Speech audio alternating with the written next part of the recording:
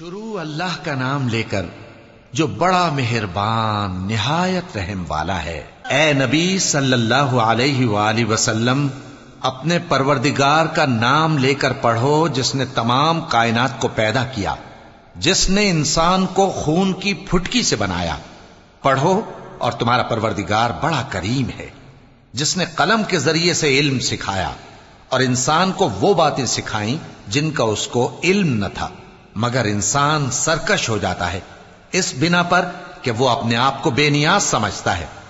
کچھ شک نہیں کہ سب کو تمہارے پروردگار ہی کی طرف لوٹ کر جانا ہے۔ کیا تم نے اس شخص کو دیکھا جو منع کرتا ہے، یعنی ایک بندے کو جب وہ نماز پڑھنے لگتا ہے؟ بھلا دیکھو تو اگر یہ راہ راست پر ہو یا پرہیزگاری کا حکم کرے تو منع کرنا کیسا؟ تو اس کا انجام کیا ہوگا؟ ذرا دیکھو تو اگر اس نے دین حق کو جھٹلایا اور اس سے منہ موڑا، کیا اس کو معلوم نہیں کہ اللہ دیکھ رہا ہے؟ دیکھو اگر وہ باز نہ آئے گا تو ہم اس کی پیشانی کے بال پکڑ کر گھسیٹیں گے، یعنی اس جھوٹے خطا کار کی پیشانی کے بال، تو وہ اپنے یاران مجلس کو بلا لے، ہم بھی دوزخ کے فرشتوں کو بلائیں گے۔ دیکھو اس کا کہا نہ ماننا اور سجدہ کرنا اور اللہ کا قرب حاصل کرتے رہنا۔ چونکہ آیت سجدہ تلاوت کی گئی ہے، لہذا سامعین پر سجدہ واجب ہے۔